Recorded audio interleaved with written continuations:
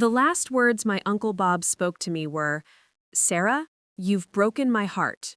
He said it through the screen door of the house where I'd spent every summer as a kid, where he'd taught me to change oil and swing a hammer, where Sunday dinners had been sacred for 28 years. Behind him stood Jessica, her hand possessively placed on his shoulder, her smile sharp as broken glass. That was 6 weeks ago. Today, I'm watching footage that proves everything I suspected and more than I ever imagined. Before we jump back in, tell us where you're tuning in from, and if this story touches you, make sure you're subscribed, because tomorrow I've saved something extra special for you. Uncle Bob Mitchell had been my hero since I could walk. While other kids got bedtime stories, I got lessons on how a carburetor worked. When I scraped my knee, he didn't just put on a Band-Aid. He explained how skin heals itself, why antiseptic stings, and why being tough meant understanding your pain, not ignoring it.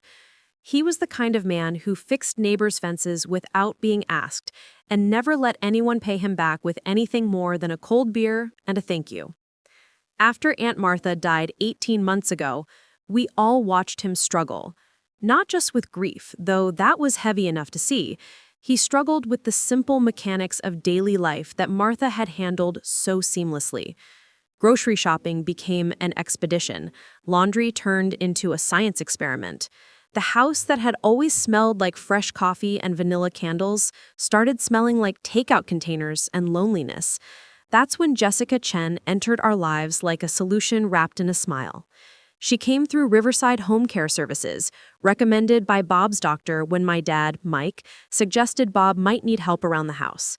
Jessica was 35, soft-spoken, with the kind of patient demeanor that made you trust her immediately. She had credentials, references, and, most importantly, she made Bob laugh again. I remember the first time I met her. It was a Thursday evening in March, and I'd stopped by to drop off groceries. Bob was sitting on his front porch, something he hadn't done since Martha passed, telling Jessica about the time he'd accidentally electrocuted himself fixing the neighbor's outlet in 1987. She listened like it was the most fascinating story she'd ever heard, asking questions, gasping at the right moments, making him feel like the storyteller he'd always been. At first, we were grateful. Bob started showering regularly again. The house stayed clean. He was eating real meals instead of gas station sandwiches. When Jessica suggested she move in temporarily to provide around-the-clock care, it seemed like a natural progression. Bob was 72, living alone in a house worth nearly $1 million in Riverside's appreciating market. Having someone there made us all sleep better. The changes started small. Jessica would answer Bob's phone instead of letting him get it himself. She'd speak for him at family gatherings, explaining that he was tired or not feeling well when we tried to have private conversations with him. When I asked Bob directly about his health, Jessica would interrupt with detailed medical explanations that sounded authoritative but somehow never quite answered the actual question. Then came Marcus, Jessica's brother. Marcus Chen was everything Bob wasn't. Where Bob wore Wrangler jeans and work boots, Marcus wore Italian suits and shoes that probably cost more than Bob's monthly pension. He drove a Tesla, spoke in financial jargon, and had business cards that identified him as a senior investment advisor at Premier Financial Services. Marcus explained that he specialized in helping seniors optimize their retirement portfolios, and he'd noticed Bob was leaving money on the table with his conservative savings approach. Bob had never been sophisticated about money. He'd worked as an electrician for 43 years, saved diligently, paid off his house, and trusted banks more than the stock market. His idea of a risky investment was a 5-year CD instead of a 1-year. But Marcus made it sound so simple, so obvious. Why let money sit in a savings account earning 2% when it could be working harder? The first family dinner where Marcus joined us should have been a warning. We were at our usual spot at Denny's on Magnolia Avenue, crammed into the back corner booth that had been our table for over a decade. Marcus spent the entire meal explaining compound interest and market diversification to Bob, while the rest of us sat there feeling ignorant and excluded. When my dad asked basic questions about fees and risks, Marcus smiled indulgently and used terms like legacy optimization and wealth preservation strategies that made Dad's honest concerns sound unsophisticated. But Bob was impressed. Marcus made him feel smart, included, like he was finally making grown-up decisions about his money instead of hiding it under a metaphorical mattress. When Marcus offered to review Bob's portfolio as a family favor, no fees attached, Bob practically glowed with gratitude. I should have said something then. I should have asked harder questions, pushed for specifics, demanded to see paperwork. But Jessica had been so good to Bob, and Marcus seemed legitimate, and honestly, who was I to question financial advice? I was 28 years old, working in marketing, living paycheck to paycheck in a two-bedroom apartment. What did I know about managing the kind of money Bob had accumulated over 4 decades of careful saving? The real shift happened gradually, then all at once. Bob started missing family gatherings. When he did show up, he seemed distracted, defensive. Conversations that used to flow naturally became stilted, awkward. He'd mention investments and opportunities that none of us understood, speaking Marcus's language instead of his own. When we expressed concern or confusion, Bob would get irritated, like we were questioning his intelligence instead of trying to understand what was happening. The breaking point came on a Sunday in November. I'd driven over to Bob's house around noon, expecting to find him in his workshop as usual. Instead, I found him in the kitchen with Jessica and Marcus, signing papers. Lots of papers. When I asked what they were, Jessica explained cheerfully that Bob was updating his estate planning and making some strategic financial moves to protect his assets. Bob looked up from the documents, and for just a moment, I saw uncertainty in his eyes, confusion, maybe even fear. But before I could process what I was seeing, Jessica placed her hand on his shoulder and that look disappeared, replaced by a defensive hardness I'd never seen before. That's when I made my mistake. I asked if Bob had consulted with an independent attorney about these documents. The room went silent. Marcus straightened his tie and smiled that indulgent smile. Jessica's hand tightened on Bob. Preparing and narrating this story took us a lot of time, so if you are enjoying it, subscribe to our channel. It means a lot to us. Now back to the story. Shoulder. And Bob, my Uncle Bob, who had taught me to trust my instincts and ask hard questions, looked at me like I'd slapped him. What happened next changed everything. Bob stood up slowly, his face flushed with an anger I'd never seen directed at me. He said I was being disrespectful, that Jessica and Marcus were family now, that they cared about his well-being more than his blood relatives who only showed up when they wanted something. He said we'd always treated him like a charity case, visiting out of obligation, waiting for him to die so we could inherit his house. I tried to explain that I was only concerned, that I loved him and wanted to make sure he was protected. But the more I talked, the angrier he became. Jessica stood beside him, playing the role of the wounded caregiver, tears in her eyes as she spoke about how hard it was to care for someone when his family questioned every decision. That's when my dad lost it.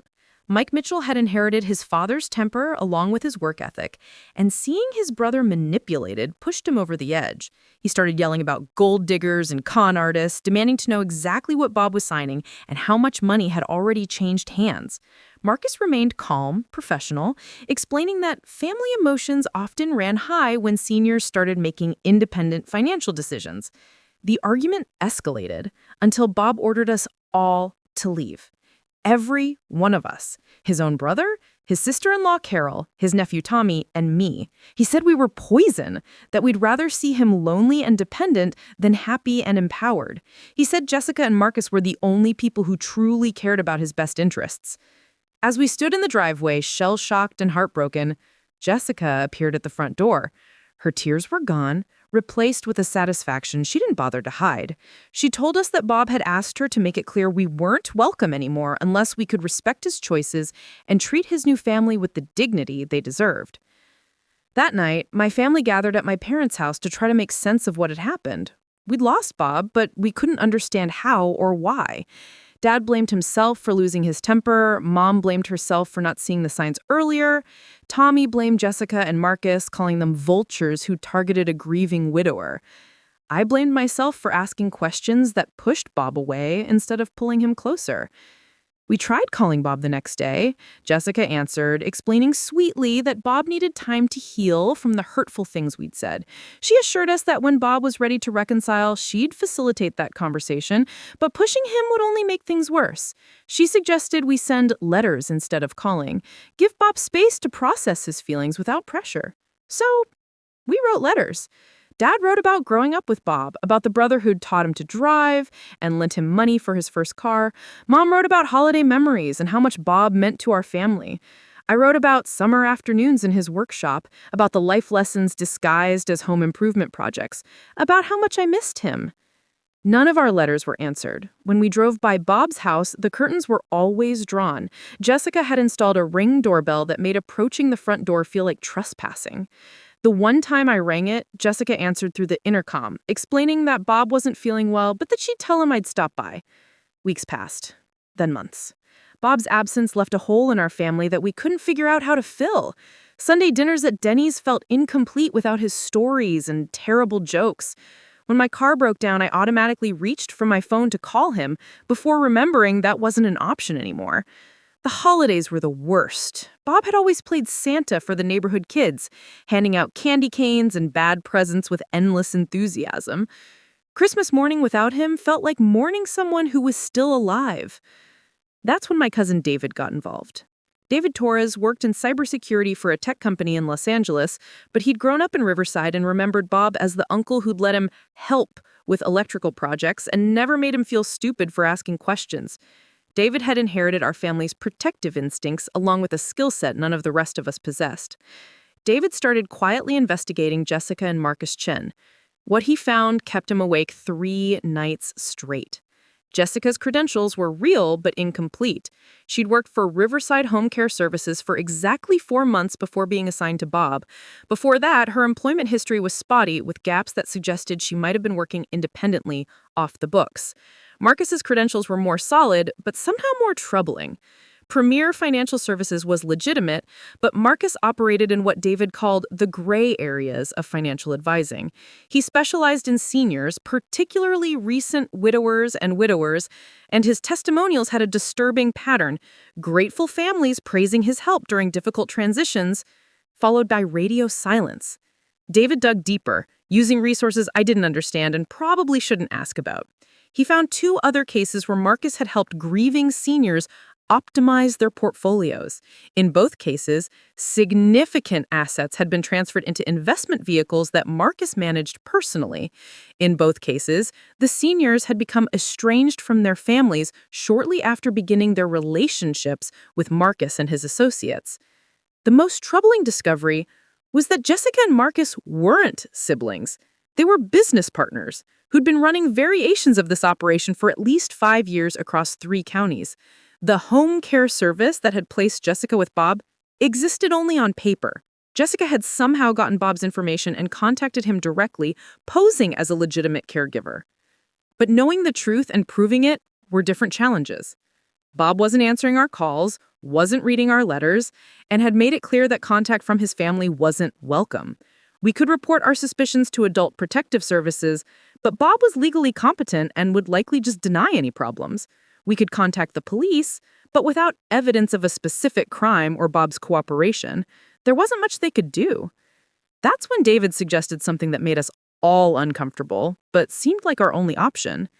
He wanted to install hidden cameras around Bob's property to document what was actually happening in that house. Not inside, which would be illegal, but positioned to capture activities in the driveway, front porch, and backyard areas that were visible from public spaces. The ethical implications made my stomach churn. We were talking about surveilling our own family member, violating his privacy to protect him from people we suspected were violating his trust. But David pointed out that if we were wrong, the cameras would prove it, and we could apologize and move on with clear consciences. If we were right, the footage might be the only way to save Bob before it was too late. It took us 2 weeks to make the decision and another week for David to acquire and position the equipment. Tiny cameras disguised as tree branches, motion sensors that triggered recording, everything connected to a system David could monitor remotely from Los Angeles. The installation had to be done carefully, legally, capturing only what someone could see from a public sidewalk or neighboring property. The first few days of footage were mundane. Bob working in his garden, Jessica bringing him lemonade, Marcus arriving in his Tesla for what appeared to be friendly visits. If we hadn't known what to look for, it would have seemed like a loving family taking care of an aging patriarch. But David knew what to look for. He noticed that Bob never went anywhere alone anymore. Every trip to the bank, every doctor's appointment, every grocery run included Jessica or Marcus as an escort. He noticed that Bob's mail was collected by Jessica before Bob ever saw it. He noticed contractors arriving to work on the house, but the work being done didn't match the scale of money being spent. The breakthrough came on a Tuesday morning in February. David's motion sensors triggered at 6:30 a.m., capturing Marcus arriving with a briefcase and a man in a cheap suit who looked nervous. They spent 3 hours in Bob's house, during which Bob appeared agitated and confused. When they left, Bob stood in his driveway for 20 minutes, staring at papers in his hands like they were written in a foreign language. That evening, David captured Jessica on the phone in Bob's backyard, speaking quietly but clearly enough for the audio to pick up fragments of conversation. She was talking about timelines and signatures, about keeping Bob calm until everything was finalized. She mentioned a property appraiser coming Thursday and the importance of Bob understanding that selling the house was his idea. David called me that night, his voice tight with controlled fury. They weren't just stealing Bob's money. They were preparing to steal his house, the house that represented 40 years of his and Martha's life together, the house he'd planned to leave to his family, the house that was probably worth close to $1 million in Riverside's current market. That's when we realized we were out of time. The next morning, I drove to Riverside like I was heading to a funeral. David had called at 7 a.m. with footage that would change everything, but his voice carried a weight that told me the truth was going to hurt more than the uncertainty had. I met him at a coffee shop on University Avenue, 3 blocks from Marcus's office building, where he'd set up his laptop in a corner booth away from other customers. David looked like he hadn't slept in days. His usually neat appearance was disheveled, his eyes bloodshot from staring at computer screens and processing what he'd discovered. When I sat down across from him, he didn't offer pleasantries or small talk. He just turned the laptop screen toward me and pressed play on a video file time-stamped 48 hours earlier. The footage showed Bob's driveway at dawn, empty except for the familiar side of his red Ford pickup truck parked in its usual spot. Then, Marcus's Tesla pulled up, followed by a white sedan I didn't recognize. 3 men got out, Marcus, the nervous man in the cheap suit from before, and a third person who carried himself with the predatory confidence of someone accustomed to intimidating elderly victims. They weren't visiting, they were conducting business. The third man carried a briefcase and what appeared to be official documents, while the nervous man kept checking his watch like they were operating on a tight schedule. Marcus led them to Bob's front door with the familiarity of someone who owned the place. David fast-forwarded through 2 hours of empty driveway, then slowed the playback as the 3 men emerged from the house.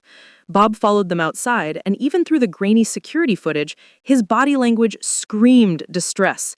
His shoulders were hunched, his movements uncertain, like someone who'd just received devastating news and was struggling to process it. The third man handed Bob a business card and spoke for several minutes while pointing at the house, the yard, making sweeping gestures that encompassed the entire property. Bob nodded repeatedly, but it wasn't the nodding of agreement. It was the nodding of someone overwhelmed, trying to keep up with information coming too fast to fully understand. After the men left, Bob remained in his driveway for nearly 30 minutes. The camera captured him reading and rereading documents, occasionally looking up at his house like he was seeing it for the first time. At one point, he sat down heavily on his front steps and put his head in his hands. When Jessica finally came outside, she approached him with exaggerated concern, rubbing his shoulders and speaking in what appeared to be soothing tones. But David had more, much more. He clicked to another file, this one from the previous evening. The audio was clearer on this footage, captured by a device positioned near Bob's back fence, where Jessica often made phone calls.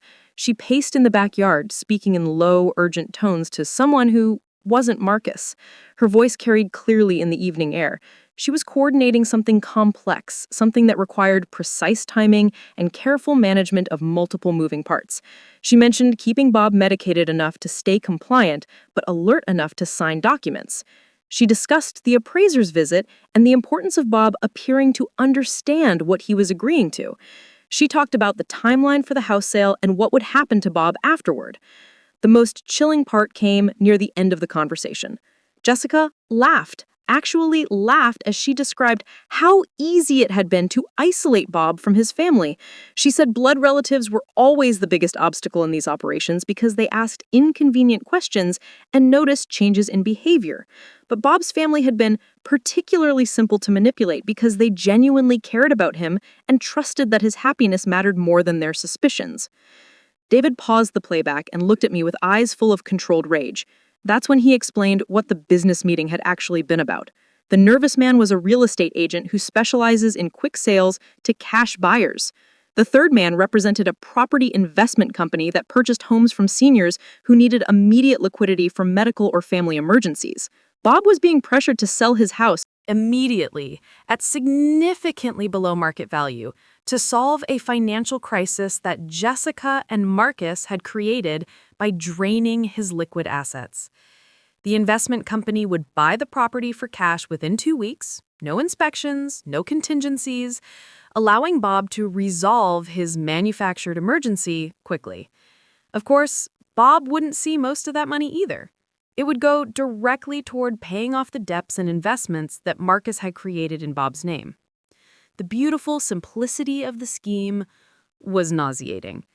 Create a financial emergency by moving the victim's accessible money into accounts they couldn't easily access. Present a solution that required selling their most valuable asset to people who would pay far less than it was worth. Keep the victim isolated from family members who might recognize the manipulation or offer alternative solutions.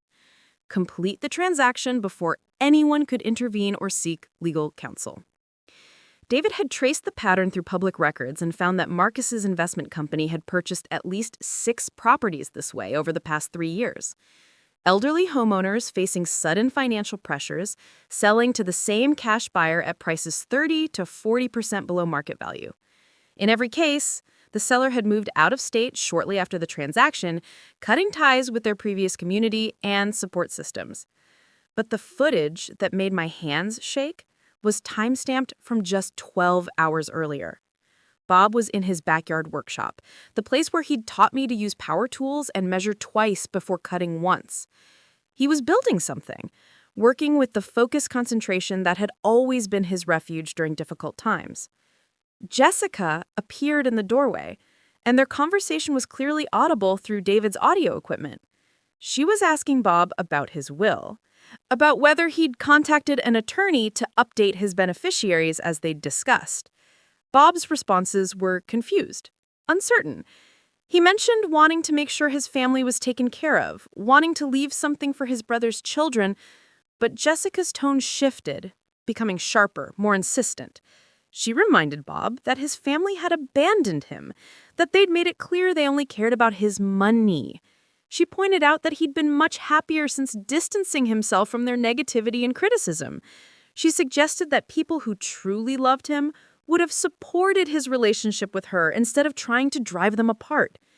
The manipulation was so skilled, so practiced, that even knowing what I was watching, I could see how Bob might be convinced. Jessica wasn't lying exactly. She was reframing the truth in ways that supported her narrative while making Bob doubt his own perceptions and memories. But the most devastating moment came when Bob asked directly about the money. He wanted to know why his savings account was nearly empty, why he was facing financial pressure when he'd been so careful with money his entire life. Jessica's explanation was masterful in its blend of truth and deception. She reminded him that he'd chosen to invest his savings with Marcus to generate better returns. She explained that investments sometimes required patience, that moving money too quickly could result in penalties and losses. She assured him that the temporary cash flow problem would be resolved once they completed the house sale and repositioned his assets more strategically. Bob accepted this explanation because it came from someone he trusted, someone who'd been caring for him and managing his daily needs for months. But I could hear the uncertainty in his voice, the confusion of someone whose instincts were telling him something was wrong, but who lacked the information or support system to trust those instincts. David showed me financial records he'd obtained through methods I didn't want to know about. Bob's savings account, which had contained nearly $200,000 when Jessica first moved in, now held less than $15,000. His checking account showed regular monthly payments to Jessica for caretaker services, to Marcus for investment management, and to various contractors for home improvements that were either unnecessary or never actually completed. The most infuriating discovery was that Bob had been paying Jessica $4,000 per month for living care that would typically cost half that amount from a legitimate service. He had also paid Marcus $75,000 in management fees for investments that either didn't exist or were performing so poorly that Bob would have been better off hiding his money under his mattress. But David had saved the most damning evidence for last. He'd captured footage of Marcus and Jessica meeting in Bob's driveway at midnight 3 days earlier, when they thought Bob was asleep. Their conversation was brief, but revealing. Marcus was concerned about the timeline, worried that Bob's family might eventually involve authorities or attorneys who could complicate their plans. Jessica reassured him that Bob was completely under her control, that she'd successfully convinced him his family had abandoned him, and that she was his only source of emotional support. She mentioned medication that kept Bob compliant and confused, though not enough to raise suspicions if anyone investigated his mental state. The medication detail made everything click into place. Bob's confusion during recent interactions, his uncharacteristic defensiveness, his apparent personality changes weren't just the result of grief and isolation. He was being systematically drugged to make him more susceptible to manipulation and less likely to question the financial decisions being made on his behalf. David had documented everything meticulously. Timestamps, audio transcripts, financial records, even photographs of the men who'd visited Bob's house. He'd built a case that would hold up in court and potentially save Bob before the house sale could be completed. But we still faced the fundamental problem that had prevented us from helping Bob earlier. He didn't want our help. As far as Bob knew, his family had abandoned him because we disapproved of his choices and his relationship with Jessica. Jessica had positioned herself as his protector against our supposed greed and interference. Any attempt to contact him directly would likely be seen as confirmation of everything Jessica had told him about our motives. David suggested we contact Adult Protective Services immediately. But I hesitated. APS investigations could take weeks or months, and Bob was scheduled to sign the house sale documents in less than 2 weeks. Even if APS eventually confirmed our concerns, Bob's house would be gone and his remaining assets transferred to accounts he couldn't access. That's when David suggested something that terrified me, but seemed like our only option for immediate intervention. He wanted to show the footage directly to Bob, to force a confrontation that would break through Jessica's carefully constructed narrative and show Bob the truth about what was happening to him. The plan was risky and potentially illegal, depending on how we executed it. We'd have to get Bob alone somehow, away from Jessica's influence and supervision. We'd have to convince him to watch evidence that contradicted everything he'd been told by the people he now trusted most. And we'd have to do it in a way that didn't make Bob feel ambushed or betrayed, which could drive him further into Jessica's control. But the alternative was watching Bob lose everything while being powerless to help him. His house, his money, his independence, possibly even his life if Jessica and Marcus decided he'd outlived his usefulness. David's footage had revealed that this wasn't just financial abuse. It was a sophisticated criminal operation targeting vulnerable seniors, and Bob was just their latest victim. I called my dad that evening and asked him to meet me at my apartment. I couldn't explain everything over the phone, couldn't risk Jessica overhearing if she was monitoring Bob's communications. When Dad arrived, I showed him David's evidence. His reaction was exactly what I had expected: fury, heartbreak, and a determination to save his brother that overrode any concerns about legal niceties or family diplomacy. Dad had inherited more than his father's temper. He'd inherited an ironclad sense of justice and a protective instinct that made him dangerous when someone he loved was threatened. After watching the footage, he was ready to drive to Bob's house immediately and confront Jessica and Marcus directly. Consequences be damned. It took an hour to convince him that a direct confrontation would likely backfire and could result in Bob cutting off contact completely. Jessica had spent months positioning us as the enemy, and anything that looked like an attack on her would confirm Bob's worst fears about our motives. We needed a more subtle approach, something that would let Bob see the truth without feeling like we were forcing it on him. That's when Mom came up with the idea that ultimately saved Bob's life. She suggested we find a way to get the evidence to Linda Rodriguez, the family attorney who'd handled Bob and Martha's estate planning years earlier. Linda had known Bob for over a decade, had his respect and trust, and could approach him as a neutral third party concerned about potential legal irregularities rather than as family members with emotional stakes in his decisions.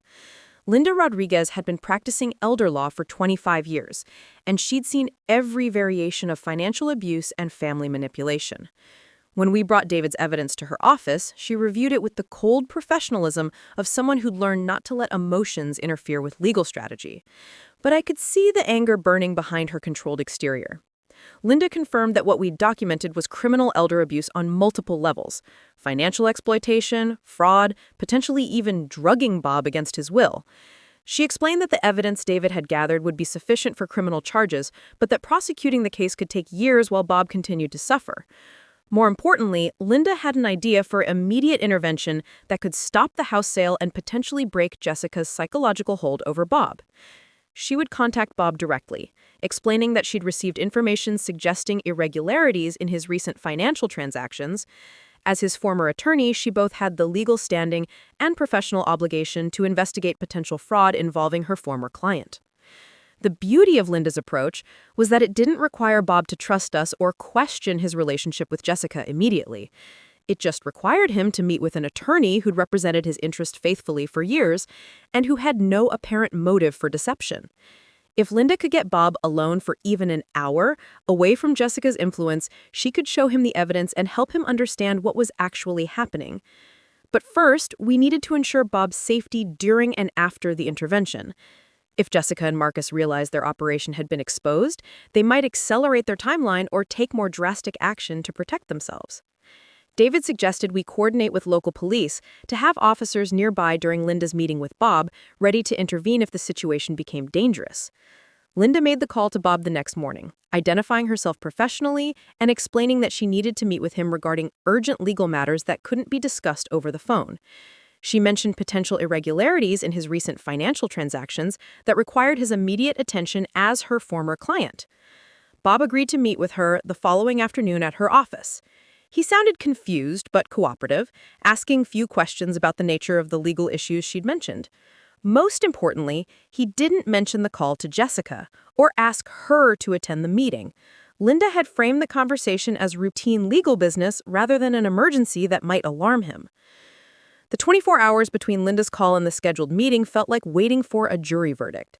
We'd done everything we could to build a case and create an opportunity for intervention, but ultimately, Bob would have to choose to trust the evidence over the people who'd been controlling his life for months.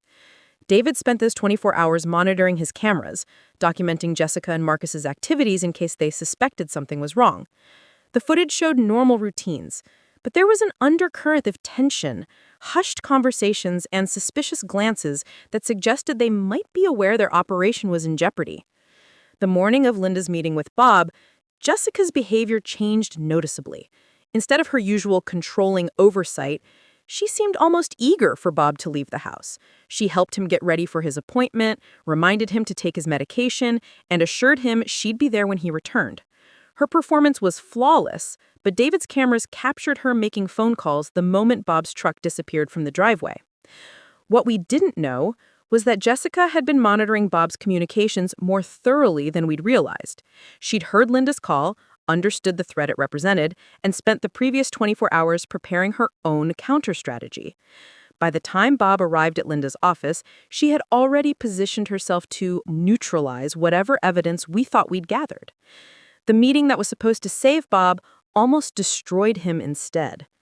Bob arrived at Linda's office 15 minutes early, parking his red Ford pickup in the visitor space with the careful precision of someone who'd been driving that same truck for 20 years.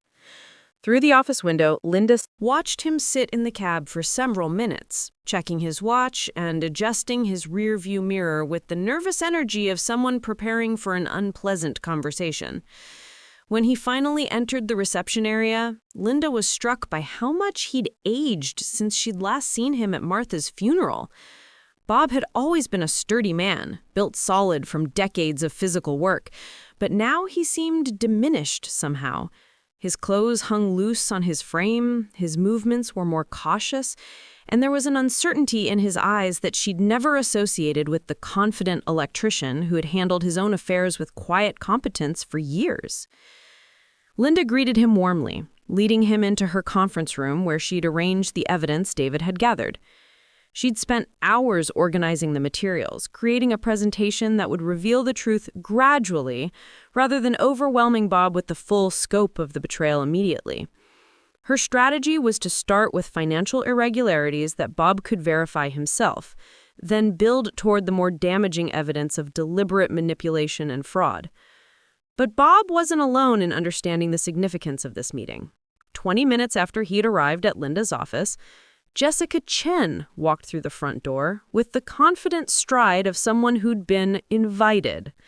She wore a concerned expression and carried a leather folder that suggested she'd come prepared for serious legal business. The receptionist looked confused, explaining that Mrs. Chen wasn't expected and that Mr. Mitchell was in a private meeting with his attorney. Jessica smiled sympathetically and explained that Bob had asked her to join him because his memory hadn't been reliable lately, and he wanted someone there to help him understand any complex legal matters.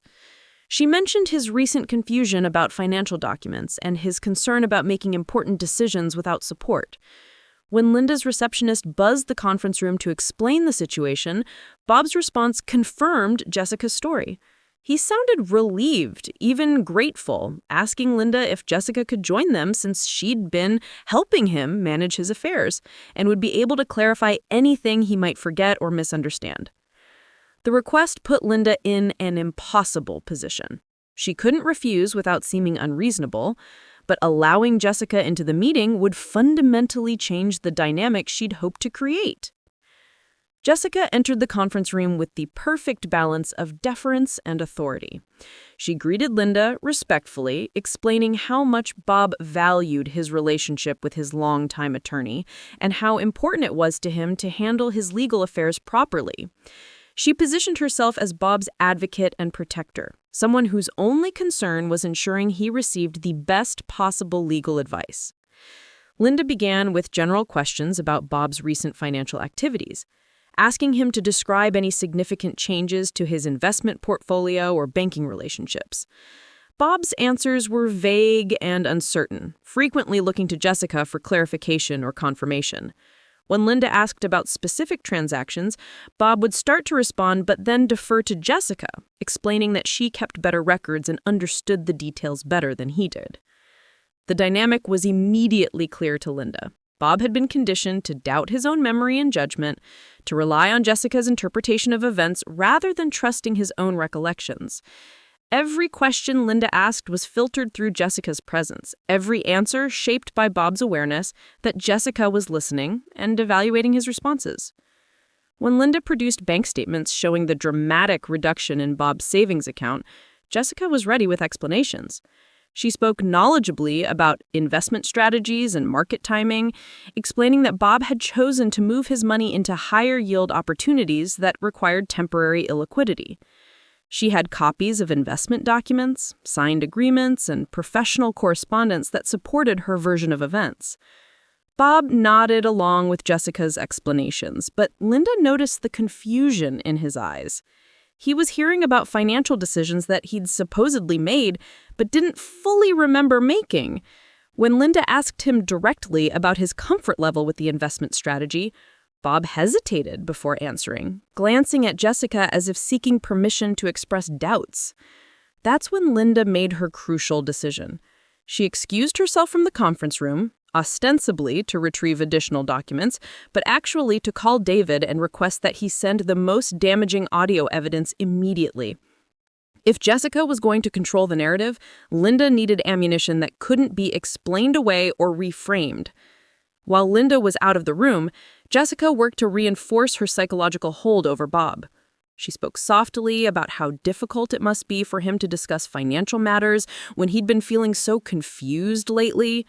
She reminded him that this was exactly why he'd asked her to help manage his affairs, to protect him from making decisions when his thinking wasn't clear. Jessica also planted seeds of suspicion about Linda's motives. She wondered out loud why Linda was asking such detailed questions about Bob's personal finances, suggesting that perhaps his family had contacted her with concerns about his judgment. She reminded Bob that his family had already demonstrated their lack of respect for his autonomy and their belief that he was no longer capable of making his own decisions. When Linda returned with her laptop and portable speakers, she could see that the balance of power in the room had shifted even further in Jessica's favor. Bob looked more uncertain than ever, while Jessica radiated the confidence of someone who'd successfully managed a challenging situation. But Linda had one advantage that Jessica didn't know about: audio evidence of Jessica's true intentions recorded in her own voice. Linda explained that she'd received concerning information about potential irregularities in Bob's recent financial transactions, and that she had a professional obligation to investigate any possible fraud or exploitation. She emphasized that her only concern was protecting Bob's interests and ensuring that he was making informed decisions about his assets. Then she played the first audio file. Jessica's voice filled the conference room, clear and unmistakable, discussing the timeline for Bob's house sale and the importance of keeping him medicated enough to remain compliant. The effect on Bob was immediately and devastating. His face went pale, his hands started to shake, and he looked at Jessica with an expression of such profound betrayal that Linda had to resist the urge to stop the playback. Jessica's response was swift and strategic. She claimed the audio was fabricated, a deep fake technology that could make anyone appear to say anything. Expressed shock and hurt that Bob's family would go to such lengths to destroy her relationship with him, creating fake evidence to support their unfounded accusations. She positioned herself as the victim of a sophisticated smear campaign designed to isolate Bob from the person who truly cared about him. But Linda had more evidence. She played the second audio file, the one where Jessica discussed how easy it had been to manipulate Bob's family into distancing themselves from him. This recording was longer, more detailed, and included references to specific conversations and events that would have been impossible to fabricate convincingly. Bob's reaction to the second recording was different. Instead of shock, he showed a growing recognition, as if pieces of a puzzle were finally clicking into place. He started asking Jessica direct questions about conversations and decisions he was hearing described in her own voice. When had she made these phone calls? Who was she talking to? Why was she discussing his private affairs with strangers?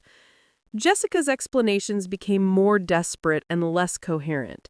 She claimed the recordings were taken out of context, that she'd been discussing hypothetical scenarios with a friend who worked in elder care. She insisted that everything she'd done had been for Bob's protection, to help him navigate complex financial decisions while shielding him from family members who were more interested in his money than his well-being. But the damage was done. Bob was seeing Jessica clearly for the first time in months, recognizing the manipulation and control that had been disguised as care and concern. The medication that had clouded his thinking was wearing off, and his natural intelligence and protective instincts were reasserting themselves. Linda played the final piece of evidence, the recording of Marcus and Jessica discussing the timeline for completing their operation and their plan for disposing of Bob once his assets had been transferred. This recording removed any possibility of misinterpretation or innocent explanation. It was a clear confession of criminal intent spoken in Jessica's own voice. Bob stood up abruptly, his chair scraping against the floor with a sound that seemed to echo the grinding halt of Jessica's carefully orchestrated deception. For the first time since Jessica had entered his life, Bob was thinking clearly, seeing the full scope of what had been done to him and understanding how completely he'd been betrayed by someone he'd trusted with his life. Jessica made one final attempt to regain control. She reached for Bob's arm, speaking in the soothing tone she'd used to manipulate him for months, reminding him of her devotion and care, of the loneliness he'd felt before she'd entered his life. She warned him that his family was trying to turn him against the only person who truly loved him, that he'd regret allowing himself to be manipulated by people who'd abandoned him in his time of need. But Bob pulled away from her touch like it burned him. His voice, when he finally spoke, carried the authority and clarity that had been missing for months. He told Jessica to leave immediately, to get out of Linda's office and never contact him again. He said he was calling the police, that he understood exactly what she and Marcus had done to him, and that he intended to see them prosecuted to the full extent of the law. Jessica's mask finally slipped completely. The caring, devoted caregiver disappeared, replaced by someone cold and calculating who'd been caught in the middle of a criminal operation. She threatened Bob with lawsuits for defamation and harassment, claiming that she had contracts and legal agreements that protected her rights. She warned him that fighting her would be expensive and exhausting, that he'd be better off accepting their business relationship and moving on with his life. Linda interrupted Jessica's threats, explaining that the evidence they had gathered would be turned over to both local police and the FBI's Elder Fraud Task Force. She mentioned that David's investigation had uncovered Jessica and Marcus's previous victims, that this was part of a larger criminal enterprise that authorities had been tracking. She advised Jessica to contact her own attorney immediately because criminal charges were inevitable. That's when Jessica made her final mistake. Instead of leaving quietly, she pulled out her phone and made a call that Linda's recording equipment captured completely. Jessica was calling Marcus, warning him that their operation had been exposed and that they needed to accelerate their timeline immediately. She instructed him to complete the property transfer that afternoon, to move Bob's remaining assets to accounts they could access quickly, and to implement their exit strategy before law enforcement could intervene. The phone call provided the final piece of evidence Linda needed to prove that Jessica and Marcus were operating a criminal conspiracy to defraud Bob and potentially other elderly victims. More importantly, it revealed that they had contingency plans for situations exactly like this one, suggesting that they'd been caught before and had developed strategies for escaping prosecution. Linda immediately contacted local police while Bob called his bank and put holds on all his accounts. She also called David, who confirmed that his surveillance equipment had captured Marcus arriving at Bob's house with moving trucks and several other men who appeared to be clearing out valuable items before Bob could return home. The race was on. Jessica and Marcus were attempting to complete their theft and disappear before law enforcement could stop them. They had hours, maybe less, before Bob's house was stripped of everything valuable and his remaining assets transferred to accounts he'd never be able to access. The evidence Linda and David had gathered would eventually lead to criminal convictions, but that wouldn't help Bob if his life savings disappeared in the meantime. Bob's transformation during the confrontation had been remarkable to witness. The confused, uncertain man who'd entered Linda's office had been replaced by someone who understood exactly what had happened to him and was determined to fight back. The medication that had clouded his judgment was clearing from his system, and his natural intelligence and protective instincts were fully engaged. But Bob was also dealing with the emotional devastation of realizing how completely he'd been betrayed. Jessica hadn't just stolen his money, she'd stolen months of his life, isolated him from his family, and made him question his own judgment and memory. The psychological damage would take much longer to heal than any financial losses. Linda coordinated with law enforcement, while Bob made the painful but necessary phone calls to his family. He spoke first with his brother, Mike, his voice breaking as he apologized for the months of estrangement and explained what had really been happening. The conversation was emotional and filled with tears of both sides, as Mike realized that Bob had not abandoned his family willingly, but had been the victim of a sinister plot to isolate him and exploit him.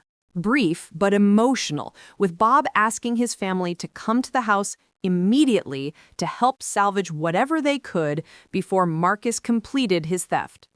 David's surveillance footage became crucial evidence for the police response.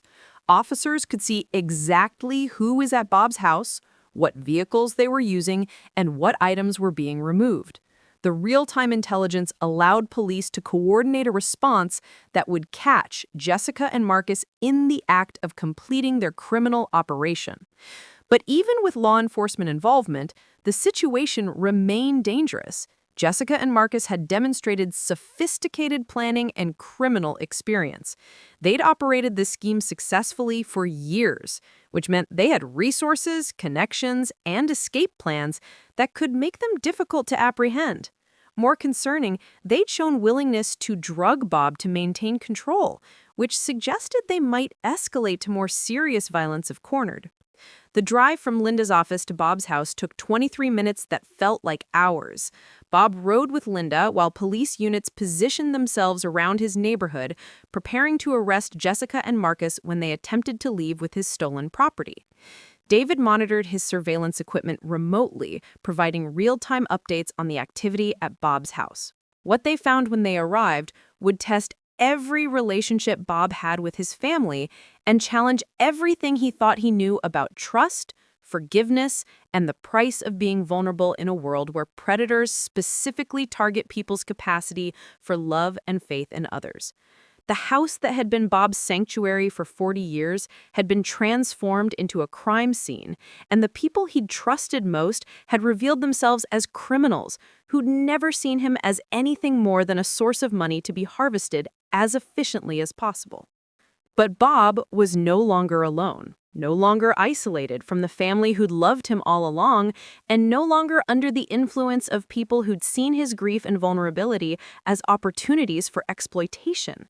The fight to reclaim his life was just beginning, but for the first time in months, Bob had allies he could trust and a clear understanding of who his real enemies were. The confrontation in Linda's office had ended Jessica's psychological control over Bob, but the battle to recover his stolen assets and hold his abusers accountable was just getting started.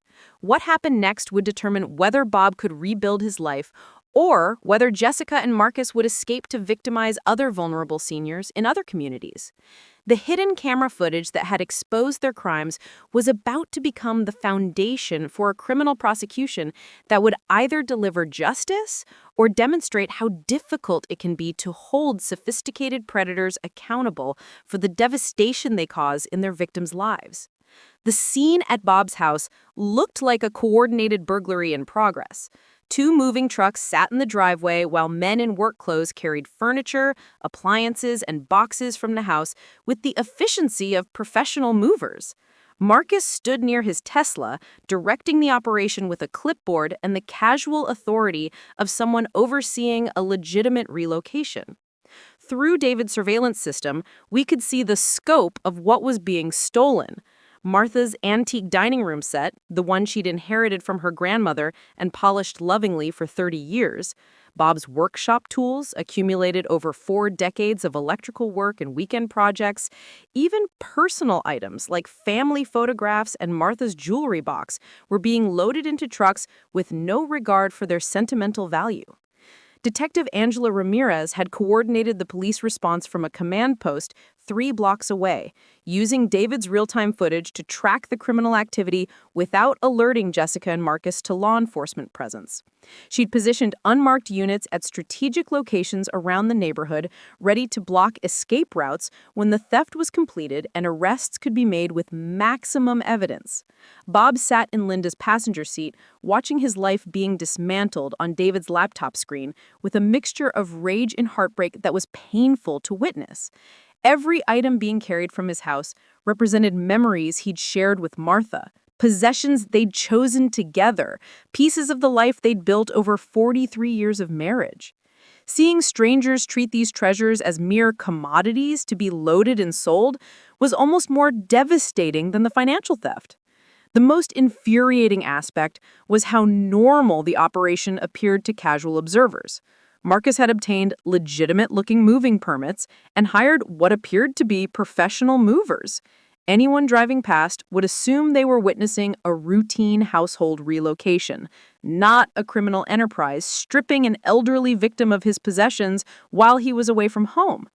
Jessica emerged from the house carrying Martha's jewelry box, the wooden chest that Bob had given his wife for their 10th anniversary and that contained not just valuable pieces, but items with profound sentimental significance. Wedding rings from Martha's grandmother, a locket with pictures of their children, earrings Bob had saved for months to buy for their 25th anniversary. Jessica handled the box with the casual indifference of someone moving inventory, completely unaware of the memories and love it represented. That's when Bob reached his breaking point. Despite Linda's attempts to keep him calm until police could make arrests, Bob demanded to confront the people who were stealing his life. He'd spent months being manipulated and controlled, months doubting his own judgment and accepting explanations that didn't make sense. Now that he could see clearly what was happening, he refused to sit passively while criminals completed the theft of everything he and Martha had built together. Detective Ramirez made the decision to move immediately when Bob threatened to approach the house regardless of the tactical situation. She coordinated simultaneous approaches from multiple directions, ensuring that neither Jessica nor Marcus could escape while their criminal operation was in progress. The timing was perfect from an evidence standpoint, as the suspects were caught in the act of removing stolen property with no possibility of claiming the activity was legitimate. The arrests happened quickly, but not quietly. Marcus tried to run when he saw police vehicles approaching, abandoning his Tesla and heading toward the backyard where David's cameras tracked his every move. He was tackled near Bob's workshop, the same space where Bob had taught me to use power tools and where he'd been building his final project before Jessica's manipulation had consumed his life. Jessica's response was different, but equally revealing. Instead of attempting to flee, she immediately began performing for the responding officers, claiming to be Bob's legal caretaker who was helping him relocate to a safer living situation. She produced documents that appeared to authorize her actions, including a power of attorney that Bob had supposedly signed voluntarily. But Detective Ramirez had reviewed Linda's evidence package before coordinating the arrests, and she wasn't susceptible to Jessica's manipulation tactics. When Jessica claimed Bob had asked her to manage his relocation, Ramirez simply played the audio recordings that proved Jessica's true intentions and her coordination with Marcus to defraud Bob systematically. The transformation in Jessica's demeanor when she realized her psychological manipulation wouldn't work on law enforcement was stark and immediate. The caring, devoted caregiver persona disappeared completely, replaced by someone calculating and cold, who understood she'd been caught committing serious felonies and was already strategizing her legal defense. Bob's arrival at his house coincided with Jessica being placed in handcuffs, and their final confrontation was captured by both David's surveillance system and police body cameras. Jessica made one last attempt to guilt Bob into protecting her, reminding him of the months she'd spent caring for him and suggesting that prosecuting her would be an act of ingratitude for someone who'd genuinely loved him. Bob's response was measured, but devastating. He told Jessica that genuine love doesn't require stealing from the person you claim to care about, that real caregivers don't isolate their clients from family members who've loved them for decades, and that someone who truly cared about his well-being wouldn't have drugged him to make him more compliant with financial decisions he didn't understand. The inventory of stolen items took 6 hours to complete and filled 14 pages of police reports. Beyond the obvious valuables like jewelry and electronics, Jessica and Marcus had been systematically removing everything that could be sold easily, including tools, household appliances, even clothing and linens. They'd also taken documents, photographs, and personal papers that had no monetary value, but were irreplaceable parts of Bob's history with Martha. More disturbing was the discovery of Bob's medication, which had been altered to include drugs that weren't prescribed by his doctor. Jessica had been adding mild sedatives and cognitive inhibitors to Bob's daily pills, creating the confusion and compliance that had made him susceptible to her manipulation. The dosages were carefully calculated to impair his judgment without causing obvious symptoms that might raise suspicions. David's technical expertise proved invaluable during the evidence collection process. His surveillance system had captured not just the current theft, but weeks of suspicious activity that demonstrated the scope and duration of the criminal operation. Time-stamped footage showed the gradual removal of items from Bob's house, meetings between Jessica and Marcus to coordinate their activities, and conversations that revealed their planning and intent. The financial investigation revealed the full extent of Bob's losses. Beyond the nearly $200,000 that had been transferred from his savings account, Jessica and Marcus had opened credit lines in Bob's name, taken out a reverse mortgage on his house, and created investment accounts that were immediately depleted through fraudulent transactions. The total theft exceeded $400,000, not including the value of personal property that had been stolen from his home. But the most valuable discovery was evidence that Bob wasn't Jessica and Marcus's first victim. Detective Ramirez's investigation revealed a pattern of similar crimes across 3 counties, involving elderly widows and widowers who'd been systematically defrauded using identical methods. Jessica had been operating under different names and identities, while Marcus had used multiple business licenses and professional credentials to create an appearance of legitimacy. The other victims had lost everything: their homes, their savings, their independence, even their relationships with family members who'd been manipulated into believing their concerns were motivated by greed rather than love. Several had died in poverty, isolated from their families and unaware that their trusted caregivers had been criminals who'd seen them only as sources of money to be extracted as efficiently as possible. Bob's case became the foundation for a federal investigation into elder fraud that ultimately led to charges against 17 people involved in the criminal network. Jessica and Marcus were central figures in an operation that had stolen millions of dollars from vulnerable seniors, but they were part of a larger organization that included fake home care services, corrupt financial advisors, and legal professionals who helped legitimize fraudulent transactions. The recovery process was complicated, but ultimately successful. Bob's house had been saved from foreclosure, though removing the fraudulent reverse mortgage required months of legal proceedings. Most of his stolen property was recovered from storage units that Jessica and Marcus had rented to warehouse items before selling them. Even his medication regimen was restored to what his doctor actually prescribed, allowing his natural mental acuity to return fully. The emotional recovery took much longer. Bob struggled with guilt and embarrassment about how completely he'd been deceived, questioning his own judgment and wondering how he'd missed signs that seemed obvious in retrospect. He'd trusted Jessica because she had presented herself as someone who cared about him during a period when he had felt abandoned and vulnerable, and learning that her affection had been calculated manipulation was devastating to process. Family therapy helped Bob understand that sophisticated predators specifically target people's capacity for trust and love, that her vulnerability hadn't been a weakness, but a normal human response to grief and isolation. The therapist explained that Jessica had been trained to identify and exploit the psychological factors that make people susceptible to manipulation, and that resisting her techniques would have required knowledge and awareness that most people don't possess. The trial lasted 8 weeks and resulted in convictions on multiple felony charges. Jessica received 12 years in federal prison for elder fraud, identity theft, and conspiracy. Marcus received 15 years for his role as the financial coordinator of the criminal enterprise.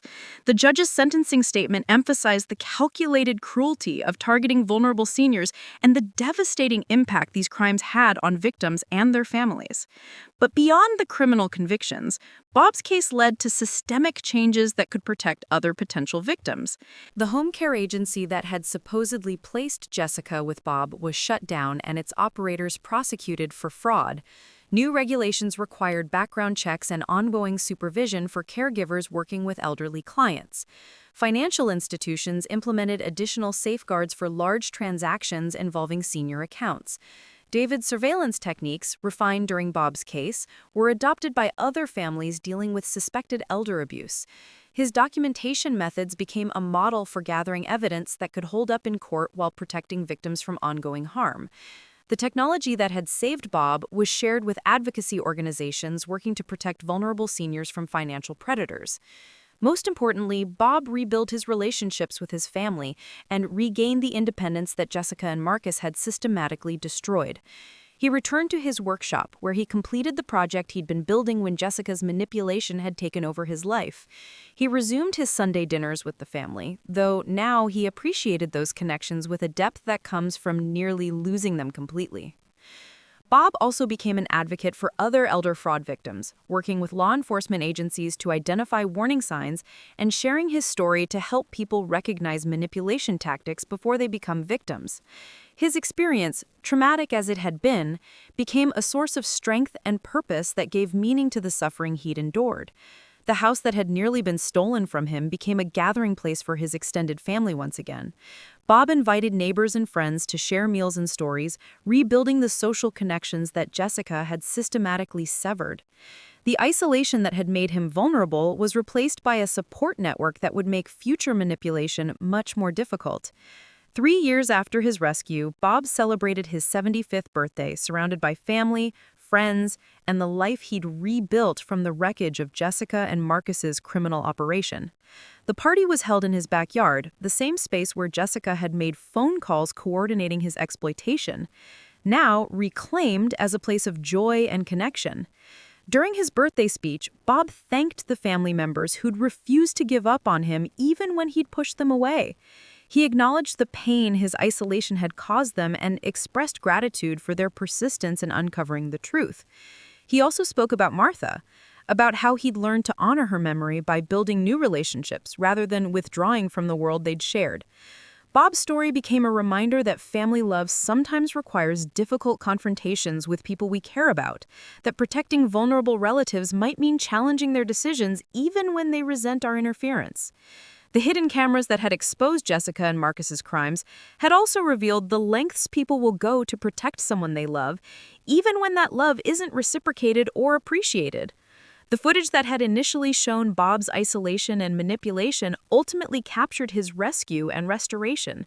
David's surveillance system, installed out of desperation and love, had documented not just criminal activity, but the process of healing and rebuilding that followed Bob's liberation from people who'd seen his grief as an opportunity for profit. Bob kept one piece of evidence from the investigation framed in his workshop. It was a photograph taken by police during the arrests, showing Jessica in handcuffs while Bob's stolen possessions were being returned to his house. The image served as a reminder of how close he'd come to losing everything and how much he valued the life and relationships he'd been able to rebuild. The workshop itself became a symbol of Bob's recovery. The tools that Jessica and Marcus had tried to steal were returned to their proper places, and Bob resumed the projects and hobbies that gave his life meaning. He taught neighborhood children basic electrical skills, sharing knowledge and creating connections that would prevent the isolation that had made him vulnerable.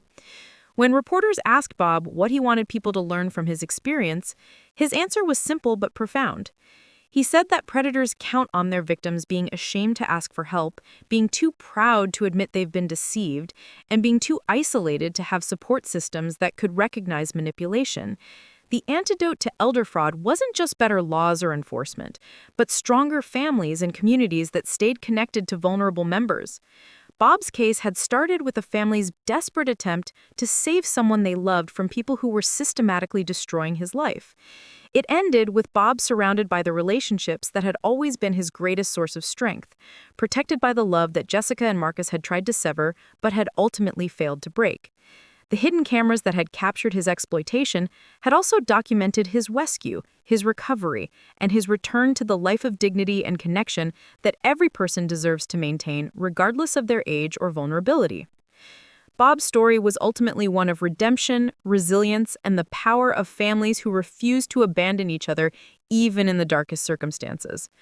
5 months after the arrests, David discovered something that changed everything we thought we knew about Jessica and Marcus's operation.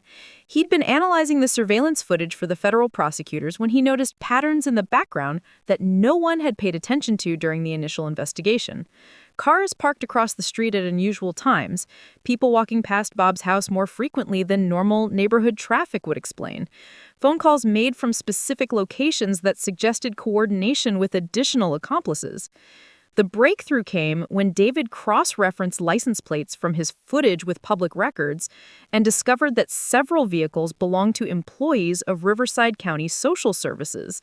Not Jessica or Marcus, but people who worked in departments that had access to information about recently widowed seniors, their financial status, and their family situations. The targeting of Bob hadn't been random or opportunistic. It had been systematic, based on insider information about vulnerable individuals who possessed significant assets. Detective Ramirez reopened the investigation with a focus on identifying the source of information that had led Jessica and Marcus to Bob specifically. What she found was a corruption network that extended far beyond the obvious criminals. Social workers, probate court clerks, and even funeral home employees were selling personal information about grieving families to criminal organizations that specialized in elder fraud. The data pipeline worked like a sophisticated business operation. Recently deceased spouses were identified Through obituaries and death certificates. Their surviving partners were researched through property records, financial filings, and social services interactions. Detailed profiles were created that included net worth estimates, family relationships, health status, and psychological vulnerabilities that could be exploited during the grief process. Bob's profile had been comprehensive and chilling to read. It included Martha's death date, the value of their house, estimated savings based on Bob's pension and Social Security records, details about his relationship with family members, and even notes about his personality traits that made him susceptible to manipulation. Jessica hadn't stumbled across Bob as a potential victim. She'd been assigned to him based on a careful analysis of his vulnerabilities and assets.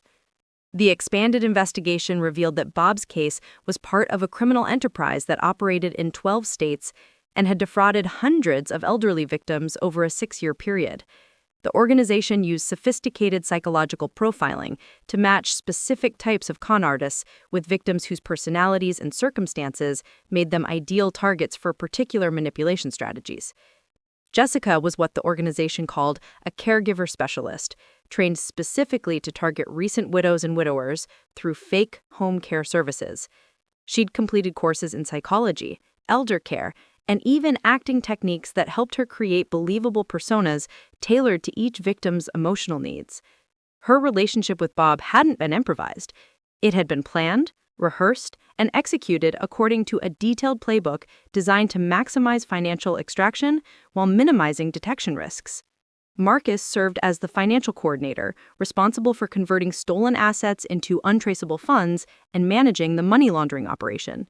He worked with corrupt financial advisors, lawyers, and real estate professionals who helped legitimize fraudulent transactions and create paper trails that would confuse investigators and delay prosecution. The scale of the operation was staggering. Federal investigators ultimately identified over 300 victims across multiple states, with total losses exceeding $40 million. Most victims had lost everything, including their homes, savings, and independence. Many had died in poverty, isolated from families who'd been manipulated into believing their elderly relatives had chosen financial advisors and caregivers over their own children and siblings. But the most disturbing discovery was how the organization had evolved to stay ahead of law enforcement efforts. They'd studied successful prosecutions of elder fraud cases and developed countermeasures designed to make their crimes more difficult to detect and prove in court. They used sophisticated technology to create fake identities, forged documents, and communication systems that were harder for authorities to monitor and intercept. The psychological manipulation techniques had been refined through trial and error with hundreds of victims. The organization maintained detailed records of which approaches worked most effectively with different personality types, creating a database of manipulation strategies that was horrifying in its clinical precision. They'd turn the exploitation of vulnerable seniors into a science, complete with training materials and performance metrics. Jessica's success with Bob had made her a trainer for other caregiver specialists in the organization. She'd created instructional videos demonstrating how to isolate victims from their families, how to create artificial financial emergencies that justified quick asset transfers, and how to maintain psychological control over victims who began questioning the manipulation. The training materials revealed that the organization specifically targeted people like Bob who had strong family relationships, because breaking those bonds created more complete dependency on the criminal caregivers. They understood that loving families were their biggest threat, so they developed sophisticated strategies for turning victims against relatives who might interfere with the fraud. David's continued analysis of the surveillance footage revealed that Jessica had been recording Bob throughout her time in his house. Hidden cameras in his bedroom, bathroom, and workshop had captured intimate moments of his grief, confusion, and gradual psychological deterioration. These recordings weren't just for blackmail purposes.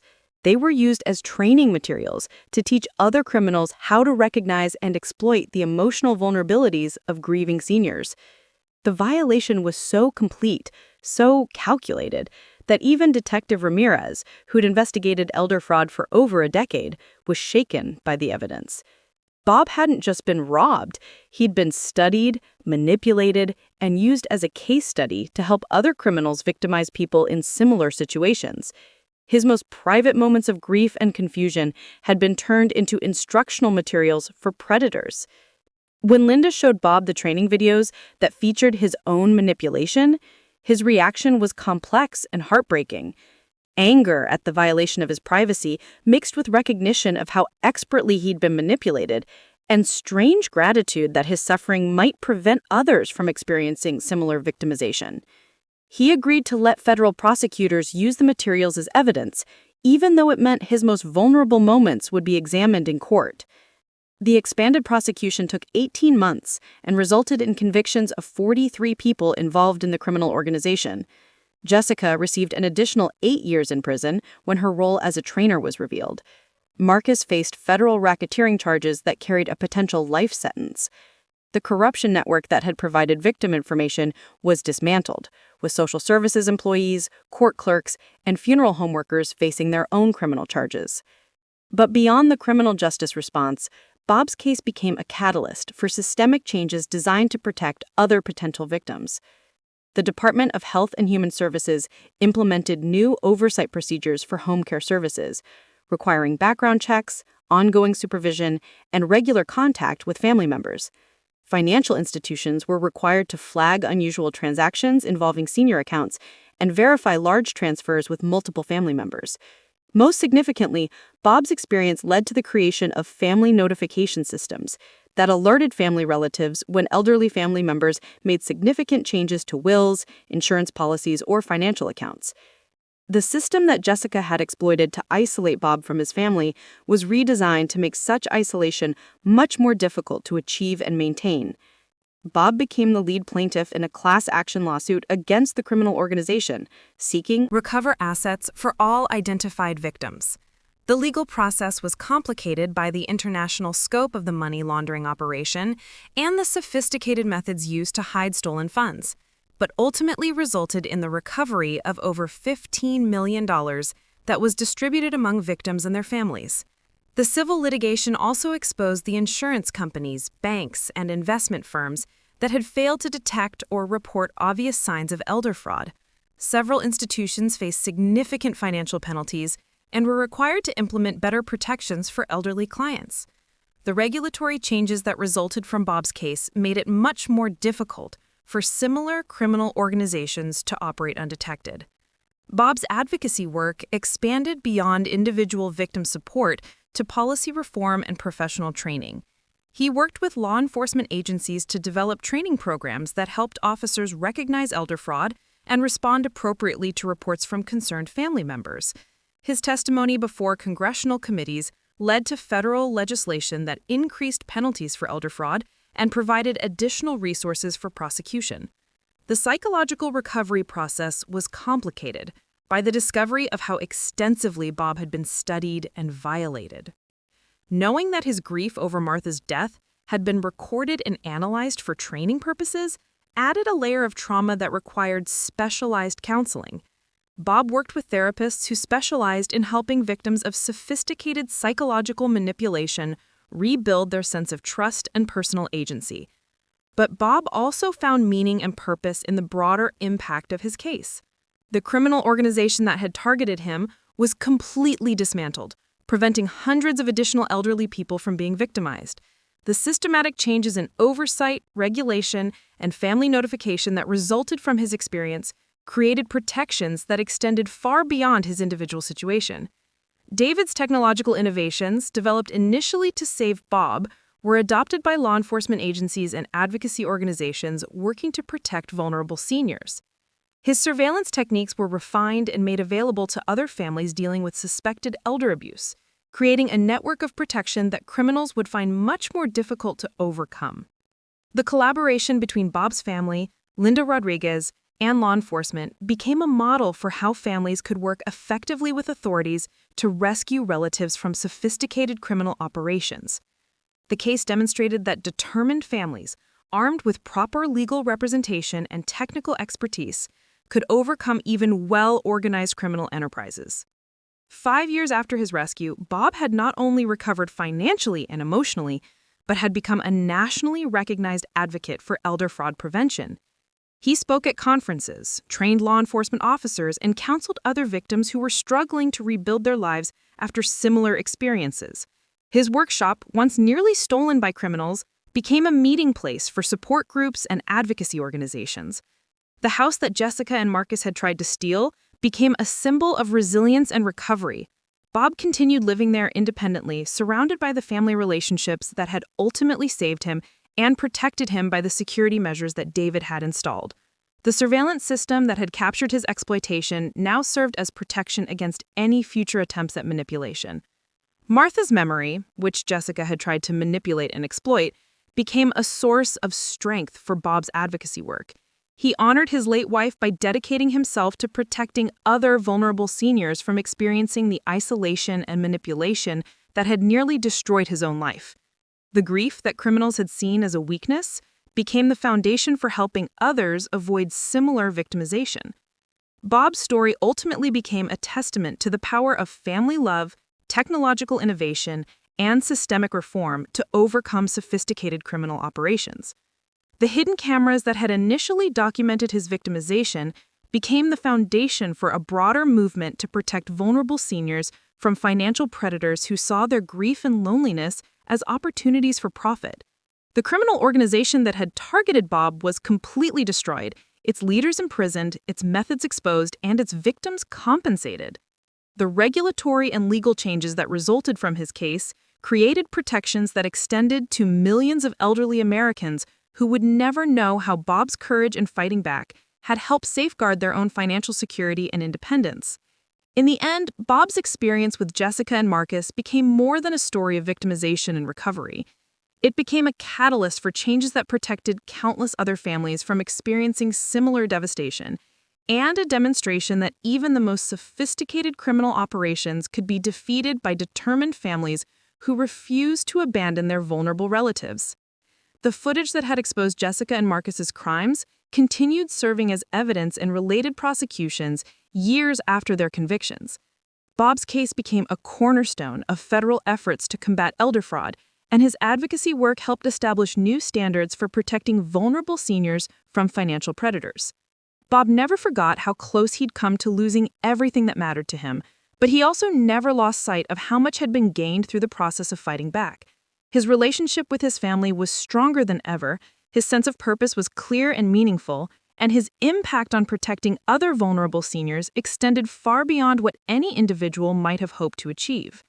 The workshop where Bob continued building projects and teaching neighborhood children was the same space where Jessica and Marcus had planned his financial destruction, but now it represented resilience, recovery, and the triumph of human connection over criminal exploitation.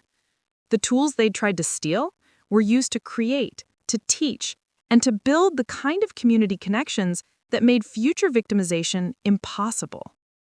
Bob's 78th birthday celebration, held in the backyard where Jessica had once made phone calls coordinating his exploitation, was attended by over 100 people whose lives had been touched by his advocacy work. Victims he'd helped recover from similar crimes, law enforcement officers he'd trained, policymakers whose reform efforts he'd supported, and family members whose love had ultimately saved his life. The party featured a presentation of the Congressional Medal of Recognition that Bob had received for his contributions to elder fraud prevention. But the moment that moved him most was when his Great niece, now 10 years old, presented him with a handmade card thanking him for teaching her to use power tools safely and for showing her that family members never give up on each other, no matter how difficult the circumstances become. That card, displayed proudly in Bob's workshop alongside his advocacy awards and professional recognitions, represented the true victory over Jessica and Marcus's criminal operation.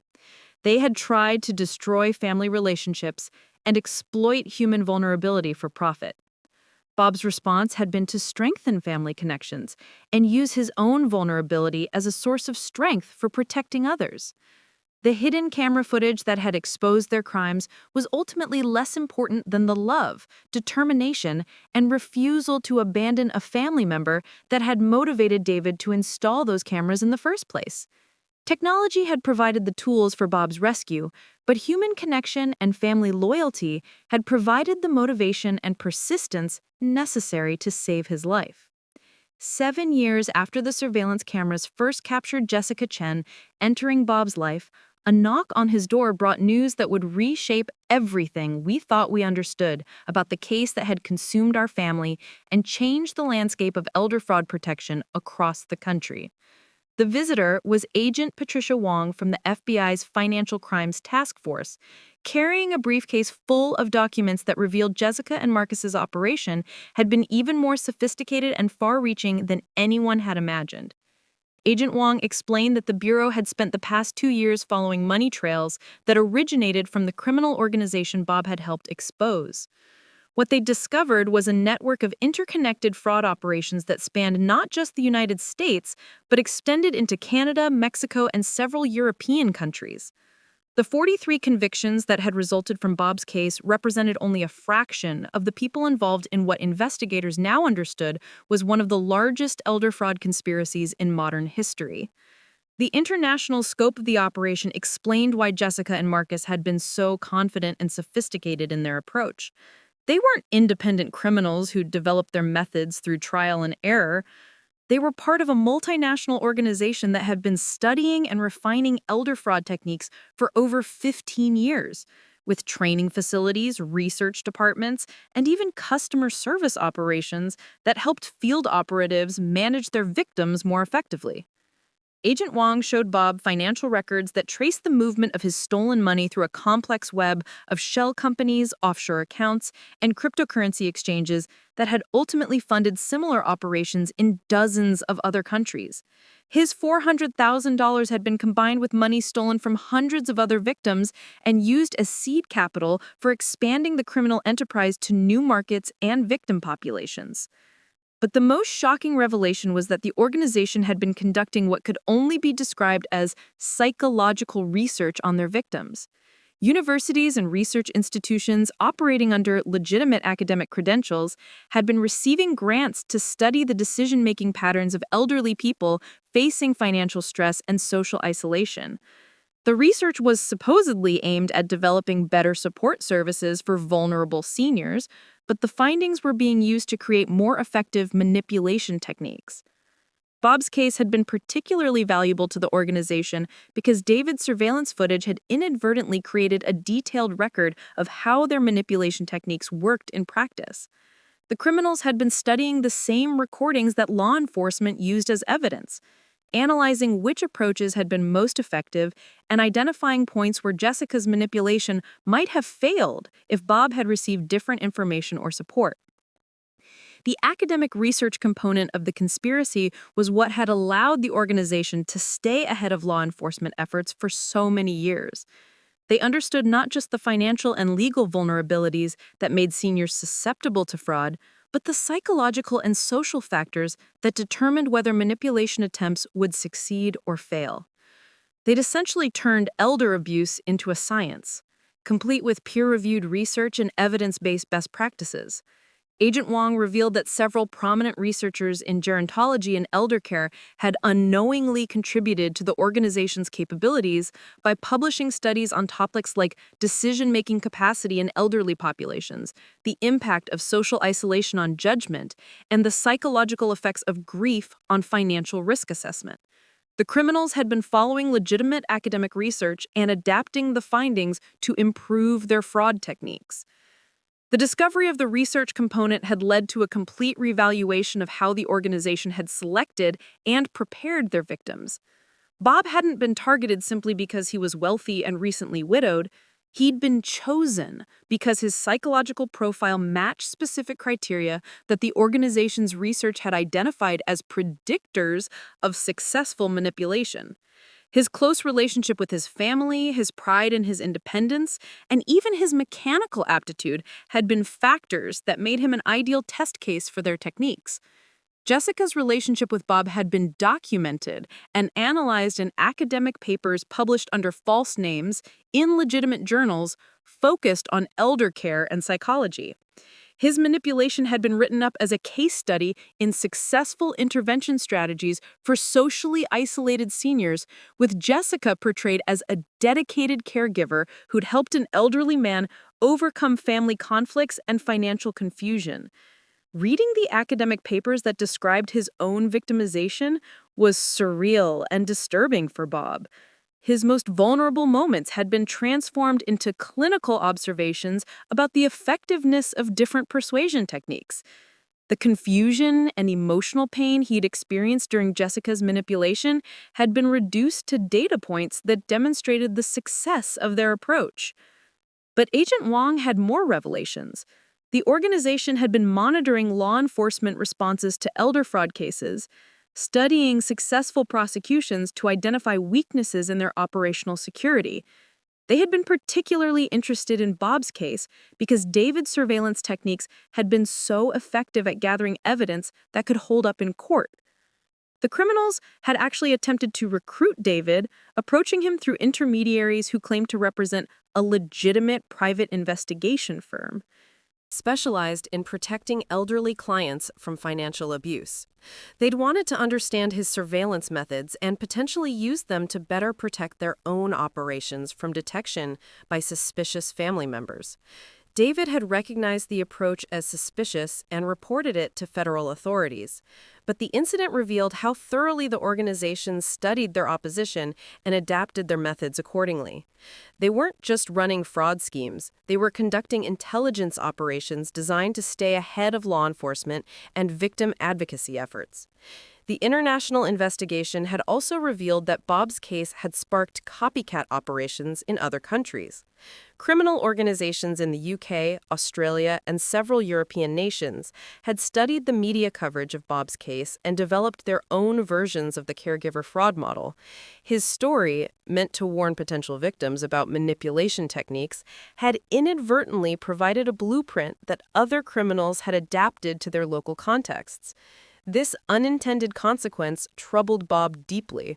The advocacy work he'd done to prevent other seniors from experiencing similar victimization had apparently inspired new criminal enterprises in places where regulatory protections were weaker and law enforcement was less prepared to handle sophisticated elder fraud operations.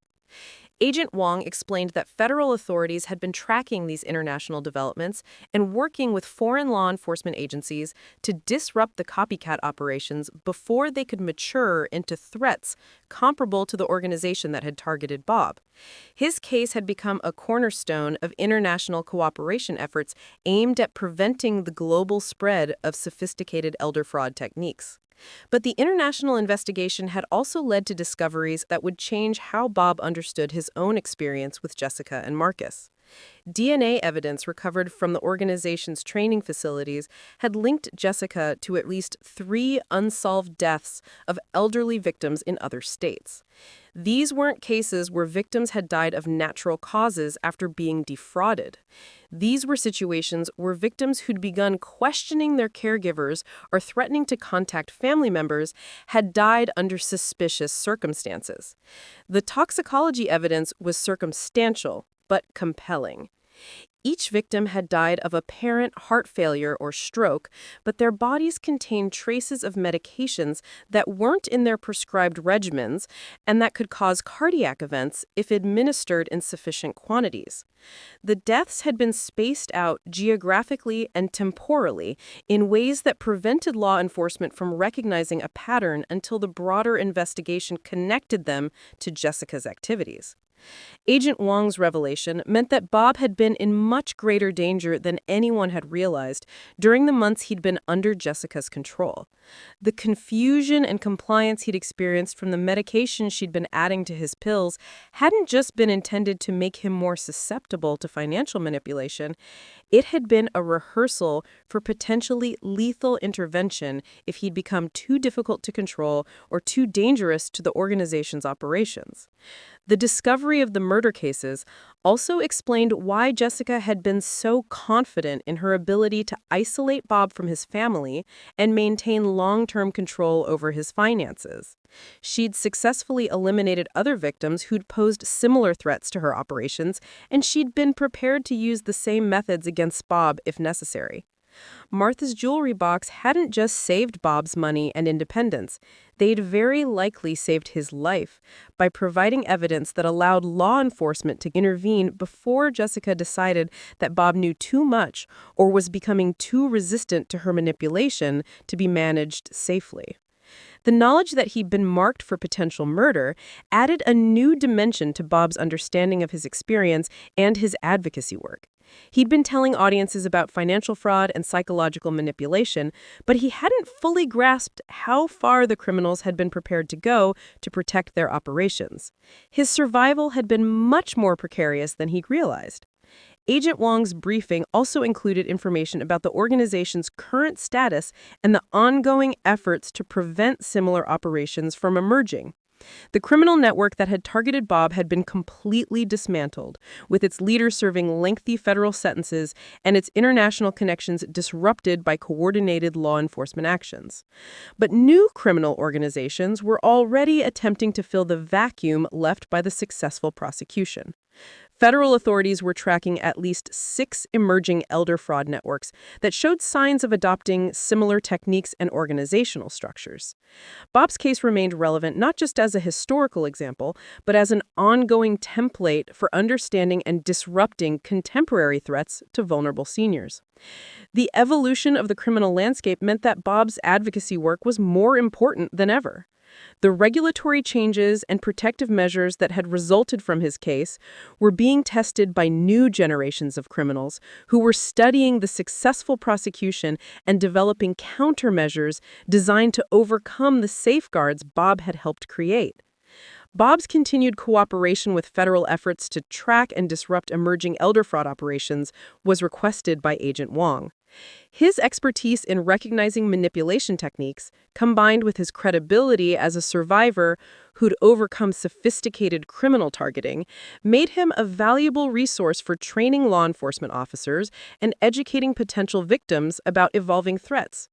Bob's role in the ongoing fight against elder fraud had expanded beyond his original advocacy work. He was now consulting with federal agencies on policy development, working with international law enforcement partnerships, and helping design protective technologies that could prevent the kind of surveillance and manipulation he'd experienced. The house that nearly had been stolen from him became headquarters for a foundation Bob established to support elder fraud prevention research and victim assistance programs.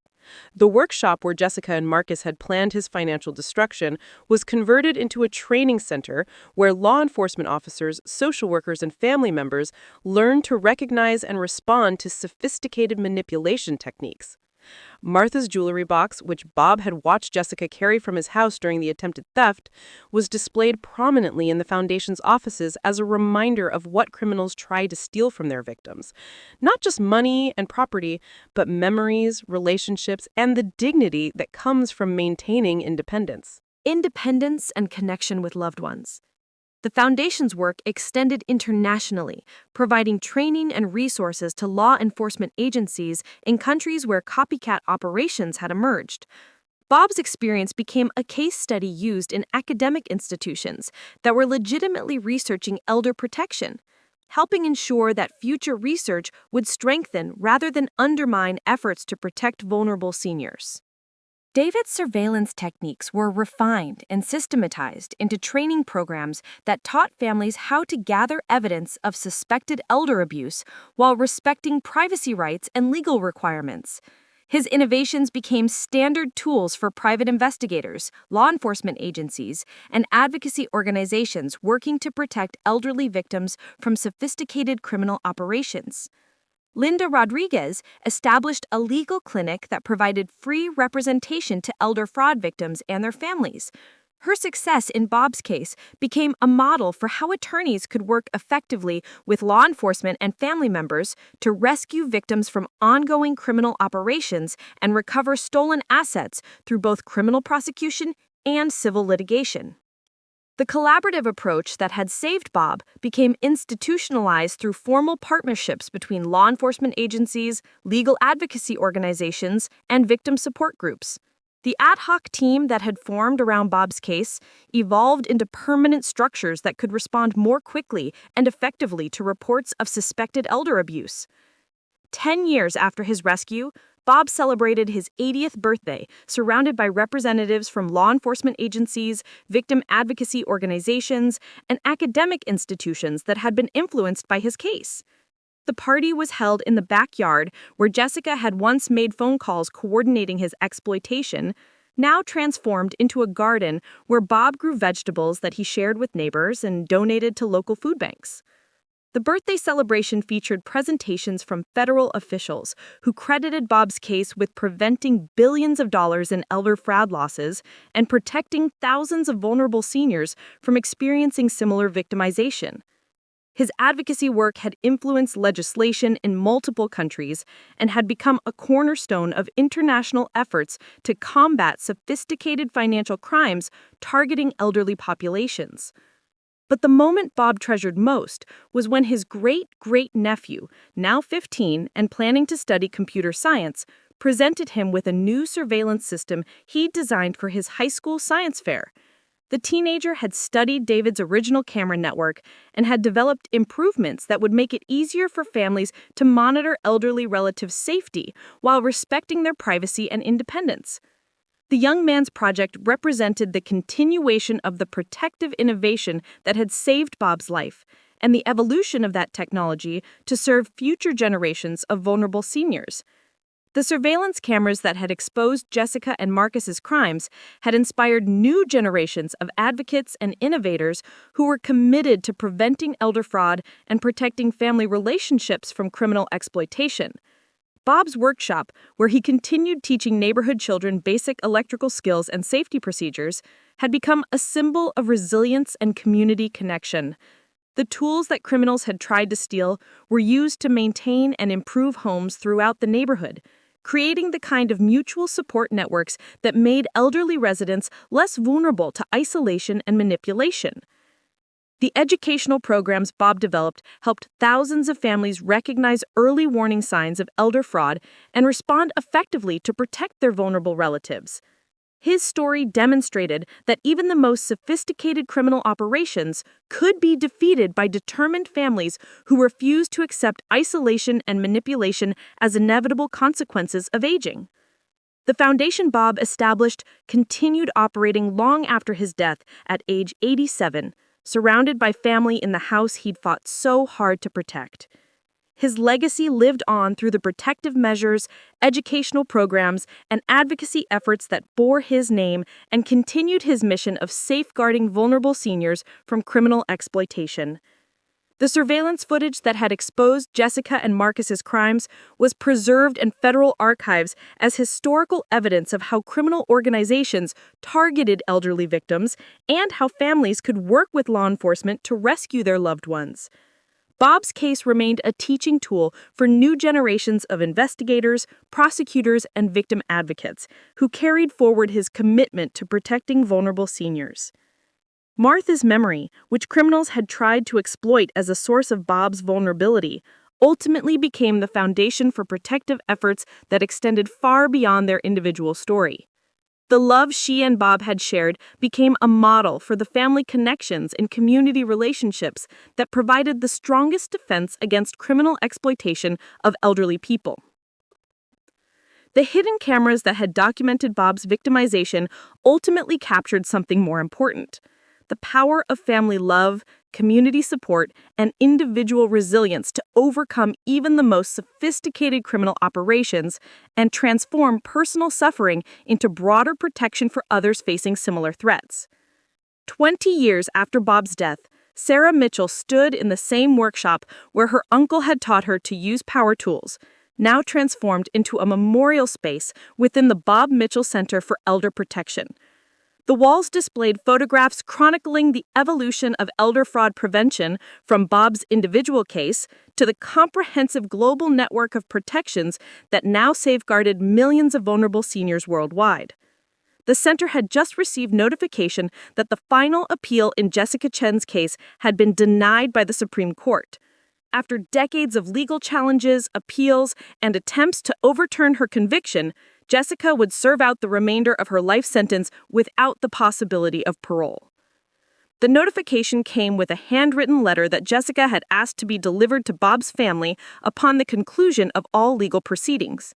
Sarah opened the letter with trembling hands, uncertain what to expect from someone who had caused such devastation to her family 2 decades earlier. The handwriting was neat, careful, bearing little resemblance to the confident manipulator who had systematically destroyed Bob's life before being exposed by David's surveillance cameras. Jessica's letter was brief, but profound in its admissions. She acknowledged the full scope of her crimes, not just against Bob, but against dozens of other elderly victims whose lives she had destroyed in service of the criminal organization that had trained and deployed her. She admitted to the murders that federal investigators had linked to her activities, providing details that had never been proven in court, but that gave closure to families who had lost loved ones under suspicious circumstances. But the most significant revelation in Jessica's letter was her explanation of how The criminal organization had recruited and trained its operatives. She described a sophisticated selection process that identified individuals with specific psychological profiles that made them effective at manipulating vulnerable populations. She detailed the months of training that had taught her not just fraud techniques, but advanced psychological manipulation methods developed through illegitimate research on elderly victims.